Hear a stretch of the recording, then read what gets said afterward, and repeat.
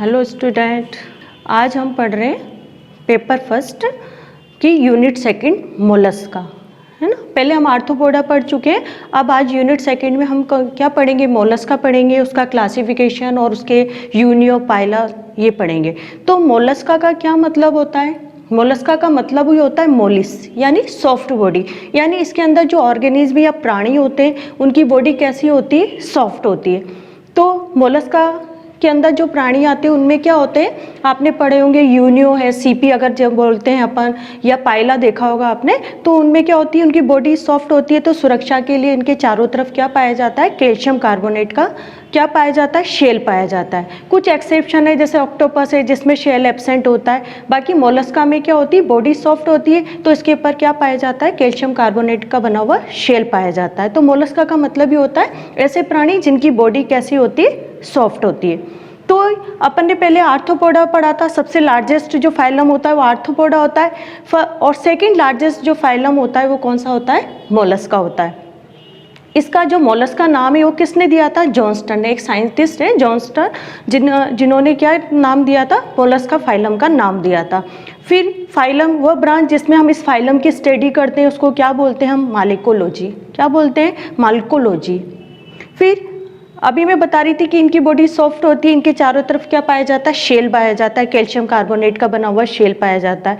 तो वो ब्रांच जिसमें हम मोलस्का की शेल का अध्ययन करते हैं उसको क्या बोलते हैं हम, कॉन्कोलॉजी। क्या बोलते हैं, कॉन्कोलॉजी। तो ये आपको समझ में आ गया, हम आज मतलब मोलस्का पढ़ रहे हैं। तो कुछ जनरल कैरेक्टर्स होते हैं जिनका हम अध्ययन करेंगे। मोलस्का मेनली कैसे होते हैं, मैराइन होते हैं, समुद्री होते हैं, कुछ कहाँ पाए जाते हैं, फ्रेश वाटर में, और कुछ कहाँ पाए जाते हैं, लैंड में पाए जाते हैं। इनकी बॉडी वैसे तो मेनली कैसी होती है, अनसेगमेंटेड होती है, अखंडित होती है। लेकिन नियोपाइलिना एक अपवाद है जिसकी बॉडी कैसी होती है, सेगमेंटेड होती है। तो ये आपको समझ में आ रहा है। आज हम जनरल कैरेक्टर्स पढ़ेंगे मोलस्का के। अब है मोलस्का में जो इसकी सिमेट्री होती है, सममिति, वो कैसी होती है, द्विपार्श्व सममित। आर्थ्रोपोडा में भी कैसी होती है सममिति, द्विपार्श्व सममित। तो जो मोलस्का है उसमें कौन सी सममिति होती है, द्विपार्श्व सममिति, यानी बाइलेटरल सिमेट्रिकल होते हैं। और कुछ कैसे होते हैं, असिमेट्रिकल, जिनमें सममिति कैसी होती है, एब्सेंट। जैसे आपने पढ़ा होगा घोंगे या स्नेल, क्योंकि इनमें क्या होता है, एक टोर्शन पाया जाता है, एक प्रोसेस होता है एठन, जिसके कारण इनमें जो बाइलेटरल सिमेट्री होती है वो कैसी हो जाती है, खत्म हो जाती है। यानी ये कैसे होते हैं, असममितीय, यानी असिमेट्रिकल होते हैं। फिर इनकी जो बॉडी होती है वो कैसी होती है, बॉडी वॉल कैसे होती है, ट्रिप्लोब्लास्टिक होते हैं। और इनमें क्या पाया जाता है, जो शरीर का संगठन है वो कौन सा प्रकार का होता है, ऑर्गन सिस्टम प्रकार का है। यानी जो संगठन होता है शरीर का वो कौन से प्रकार का होता है, अंगतंत्र प्रकार का होता है। और कैसे होते हैं, त्रिजन स्तर, यानी बॉडी वॉल कैसी होती है, 3 स्तरों की से मिलकर बनी होती है। फिर इनमें क्या होता है, एक्सोस्केलेटन के लिए मैंने आपको बताया था कि मोलस्का के जो प्राणी होते हैं वो कैसे होते हैं, सॉफ्ट बॉडी होती है। तो उनके चारों तरफ सुरक्षा के लिए या क्या पाया जाता है, भाई कंकाल पाया जाता है, जिसको हम क्या बोलते हैं, शेल। शेल किसका बना होता है, कैल्शियम कार्बोनेट का बना होता है। फिर कुछ एक्सेप्शन है, जैसे कटल फिश का नाम सुना होगा, तो उसमें क्या होता है, भाई कंकाल तो नहीं होता लेकिन इंटरनल अंत कंकाल पाया जाता है। फिर कुछ में क्या होता है, जो शेल होता है वो एब्सेंट होता है। आपने ऑक्टोपस देखा होगा, उसके अंदर शेल कैसा होता है, एब्सेंट होता है। फिर इनकी बॉडी क्या होती है, 4 भागों से डिवाइडेड होती है, 4 भागों में। पहला होता है हेड। हेड में क्या पाए जाते हैं, सेंसरी ऑर्गन, यानी संवेदी ऑर्गन पाए जाते हैं। और कुछ में जैसे पैलेसीपोडा और स्केफोडा, इसके अंदर क्या होता है, हेड एब्सेंट होता है। फिर दूसरा भाग बॉडी का कौन सा होता है, विसरल मास, जिसको बोलते हैं हम आंतरांग पुंज। हिंदी में क्या बोलते हैं, आंतरांग पुंज, जिसके अंदर क्या पाए जाते हैं, जो शरीर के जो ऑर्गन होते हैं, अंग तंत्र जो होते हैं, वो सब किसमें अंदर पाए जाते हैं, पुंज के अंदर, एक मास के अंदर पाए जाते हैं, जिसको क्या बोलते हैं, विसरल मास। फिर तीसरा होता है, इसका मुख्य आते हैं मोलस्का में क्या पाया जाता है, एक वेंट्रल फुट पाया जाता है। लोकोमोशन के लिए इसमें क्या पाया जाता है, एक अधरपाद पाया जाता है, जो कि किस में हेल्प करता है, लोकोमोशन में। फिर एक सबसे इंपॉर्टेंट कैरेक्टर अपन मोलस्का में पढ़ोगे, मेंटल शब्द आता है। तो ये क्या होता है, मेंटल क्या होता है कि इनकी जो बॉडी होती है ना सॉफ्ट, तो उसमें बॉडी वॉल की एक आउट ग्रोथ होती है, जो कि बॉडी को क्या करती है, कवर की होती है। फिर उसके ऊपर क्या पाया जाता है, शेल पाया जाता है, यानी बॉडी के ऊपर क्या पाया जाता है, मेंटल पाया जाता है, जो बॉडी वॉल की क्या होती है, आउट ग्रोथ होती है। फिर उसके ऊपर क्या पाया जाता है, शेल पाया जाता है। और इसके अंदर क्या होता है, जो मेंटल होता है, मेंटल और जो विसरल मास होता है ना, उसके बीच में क्या होती है, कैविटी पाई जाती है, गुहा पाई जाती है, जिसको हम क्या बोलते हैं, मेंटल कैविटी। मेंटल कैविटी एक कैविटी होती है किसके बीच में, मेंटल और विसरल मास के बीच में होती है। और ये मेनली क्या सिक्रीट करती है, शेल का सिक्रीशन करती है। मेंटल कैविटी का क्या काम होता है, ये शेल का सिक्रीशन करती है। फिर सीलोम इसमें कैसी होती है, रिड्यूस होती है, यानी हाशित होती है। और जो ट्रू सीलोम होती है वो केवल कहाँ पाई जाती है, पेरिकार्डियम और जो गोनड होती है ना, जनन, वहाँ के उनके चारों तरफ सीमित होती है। बाकी इसमें क्या होती है, सीलोम कैसी होती है, रिड्यूस होती है। फिर एलिमेंट्री कैनाल्स कंप्लीट होती है। कंप्लीट मैंने आपको कई बार बता दिया, एलिमेंट्री कैनाल कंप्लीट का मतलब होता है आगे की तरफ माउथ और पीछे की तरफ क्या पाया जाता है, एनस पाया जाता है। फिर इसके एलिमेंट्री कैनाल्स के आपको पता ही होंगे भाग, माउथ है, माउथ बकल कैविटी में खुलता है। तो इसकी बकल कैविटी में क्या होता है, एक रेतन के लिए जो ये भोजन करता है ना, उसको रेस्पिंग करने यानी उसको रेतने के लिए क्या पाया जाता है, एक विशेष ऑर्गन पाया जाता है, जिसको हम क्या बोलते हैं, रेड्यूला। रेड्यूला कैसा होता है, रिबिन के समान होता है और उस पर क्या पाई जाती है, टीथ पाए जाते हैं, यानी 6-7 पंक्तियां कहीं की पाई जाती है, टीथ की। तो ये क्या काम करता है कि जो भोजन ग्रहण करता है उसको रेदने का काम, यानी उसको के लिए कि रेस्पिंग के लिए क्या पाया जाता है, रेड्यूला। तो ये ध्यान रखना कि रेड्यूला किस में पाया जाता है, मोलस्का में, और कहाँ पाया जाता है, बकल कैविटी में पाया जाता है। फिर इसके अंदर डाइजेस्टिव ग्लैंड कौन सी होती है, हिप्पेटोपैनक्रास, है ना। यकृत और अग्नाशय आपस में मिलकर क्या बनाते हैं, ग्लैंड बनाते हैं, जिसको हम क्या बोलते हैं, हिप्पेटोपैनक्रास। कहीं पढ़ा था आपने नाम हिप्पेटोपैनक्रास, आर्थ्रोपोडा में भी पाई जाती है हिप्पेटोपैनक्रास। तो मोलस्का में भी जो डाइजेस्टिव या पाचक ग्रंथि होती है वो कौन सी होती है, हिप्पेटोपैनक्रास।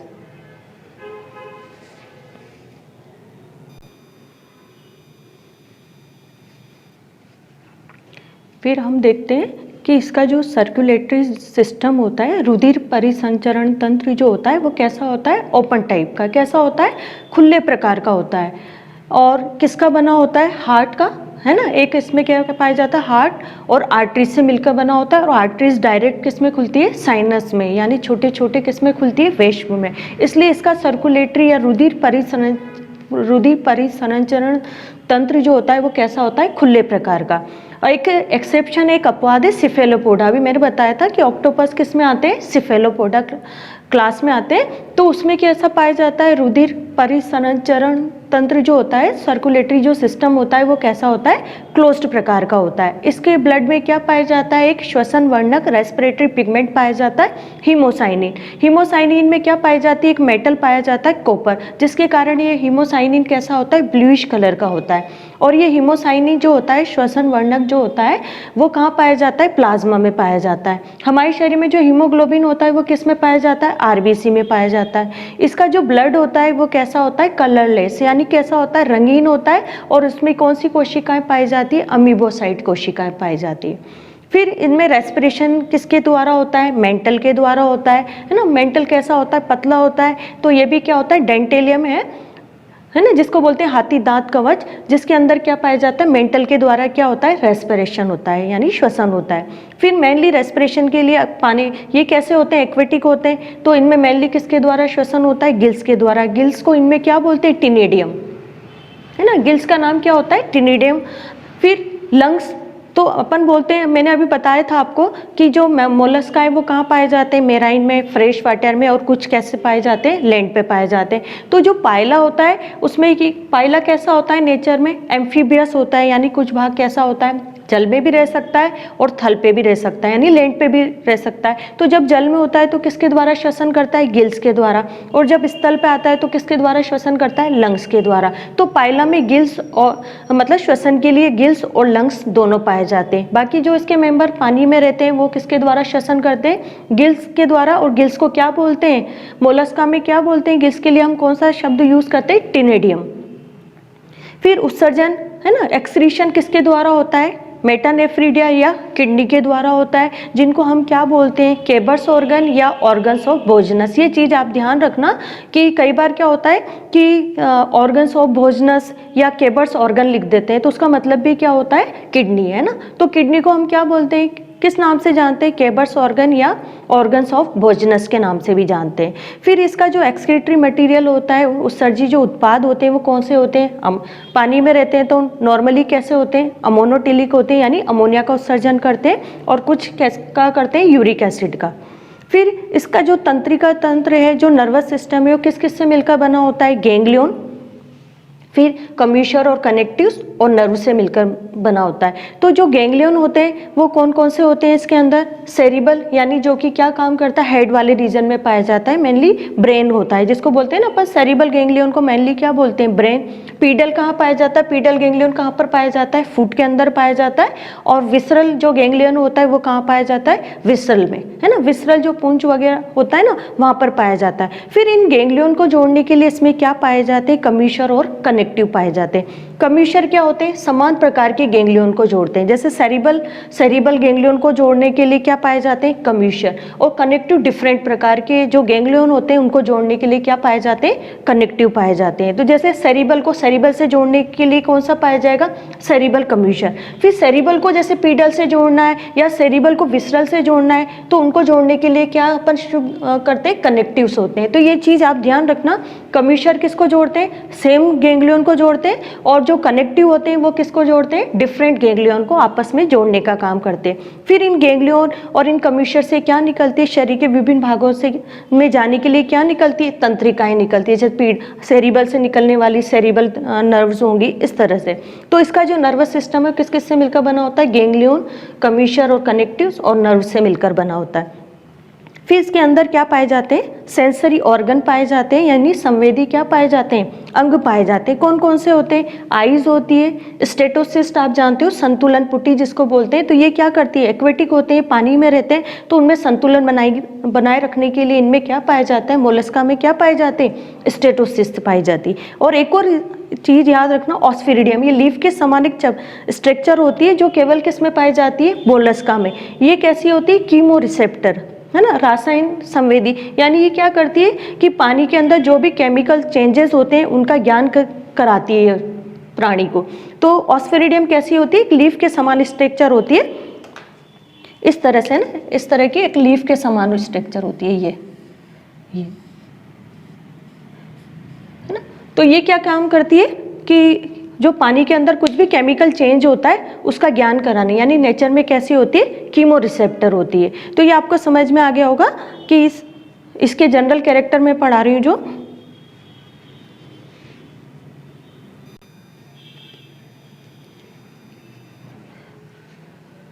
अब हम देख रहे हैं इसके जो जनरल कैरेक्टर में कि इसके जो लिंग होते हैं ना, मेल और फीमेल, मतलब सेक्सेस कैसे होते हैं? पृथक होते हैं, सेपरेट होते हैं। और जो निषेचन यानी फर्टिलाइजेशन कैसा होता है? एक्सटर्नल या इंटरनल, यानी बाहरी और आंतरिक प्रकार का पाया जाता है। जो क्लीवेज होता है जिसको बोलते हैं ना विदलन, वो कैसा होता है? सर्पिल प्रकार का।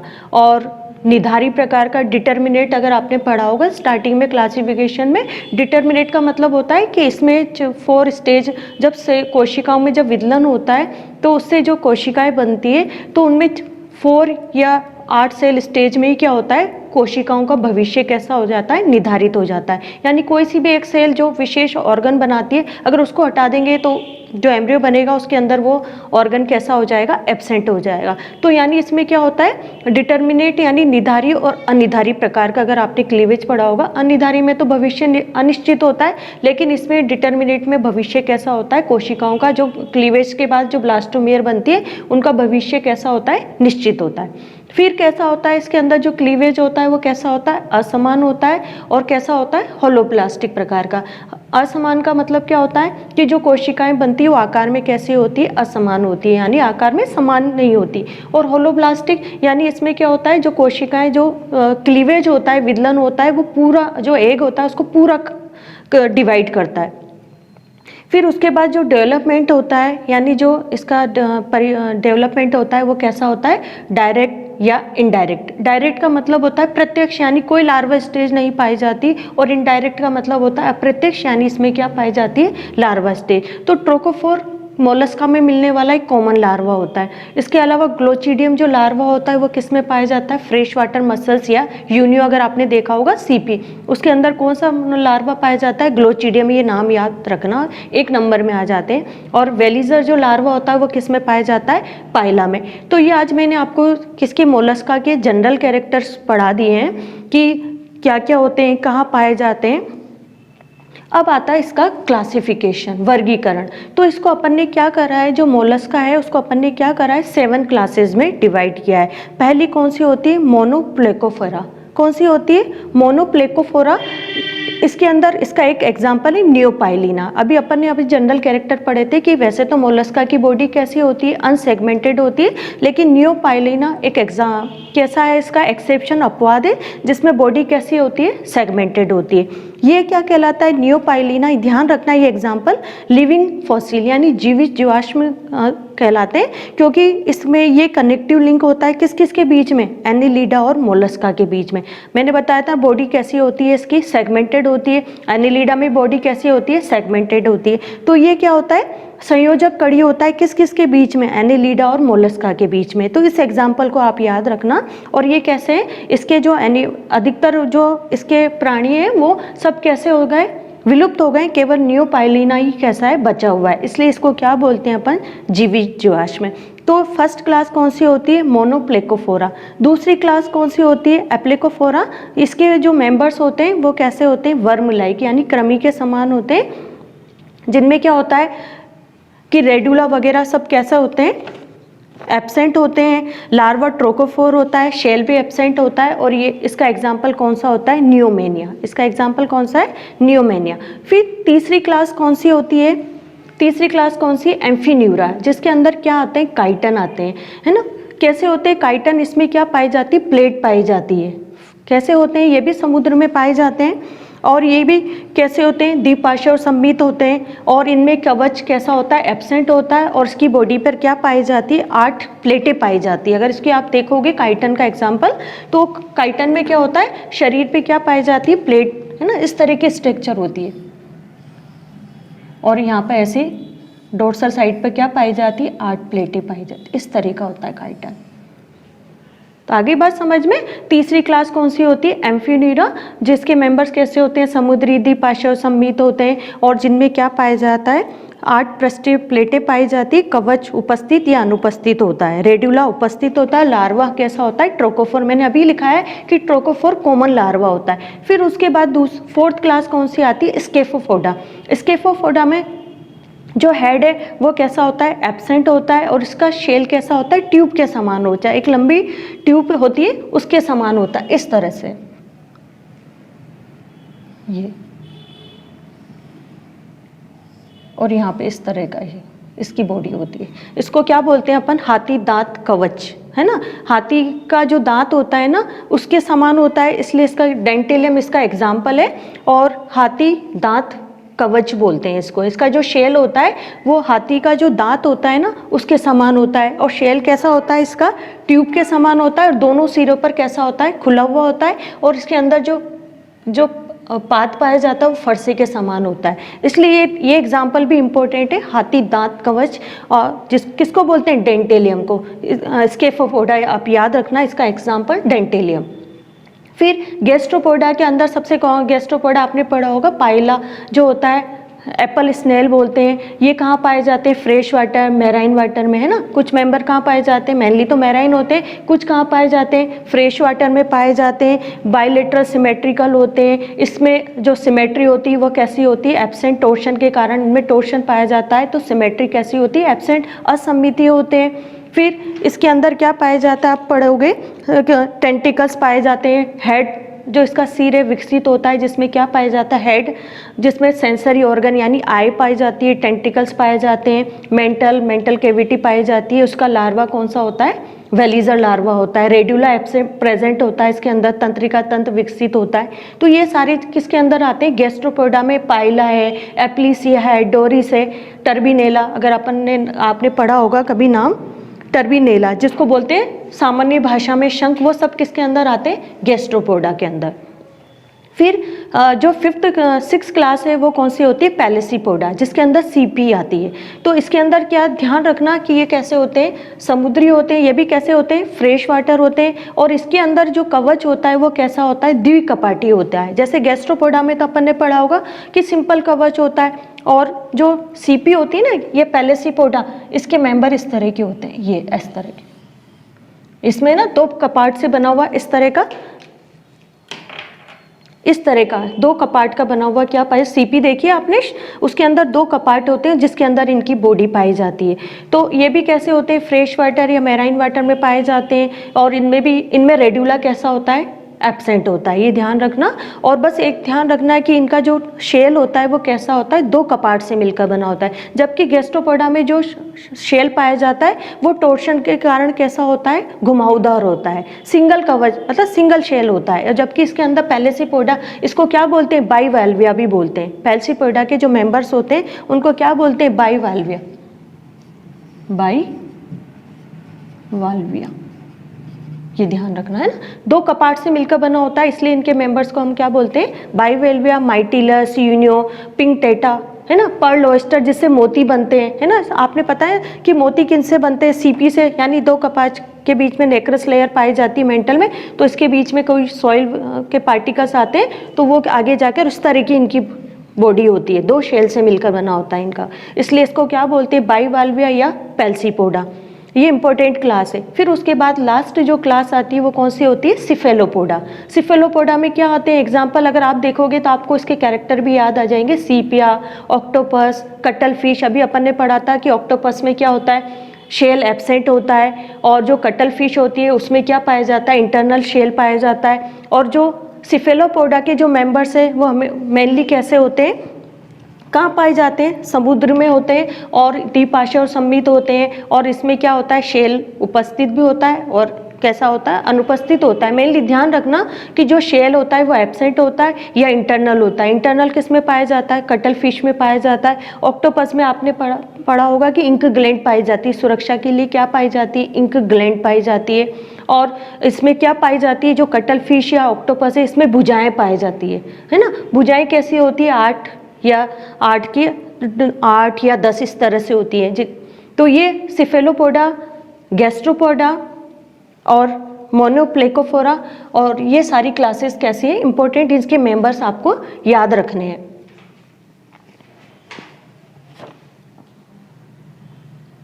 ऑक्टोपस को क्या बोलते हैं अपन, डेविल फिश भी बोलते हैं। फिर कटल फिश के अंदर 10 भुजाएं पाई जाती है। ऑक्टोपस में ऑक्टो बोल रहे हैं तो इसके अंदर क्या कितनी भुजाएं पाई जाती है, 8 पाई जाती हैं। रेडुला प्रेजेंट होता है। तो ये मैंने आज आपको पढ़ा दिया है, इसकी डिटेल आप जो है क्लासिफिकेशन की वो आप डिटेल इसकी जो सब क्लासेस तक इसका जो क्लासिफिकेशन है वो आप थोड़ा सा चार्ट बनाकर याद कर लेना। तो ये आज इसके मोलस्का के जनरल कैरेक्टर्स और क्या खत्म हो गया है, क्लासिफिकेशन।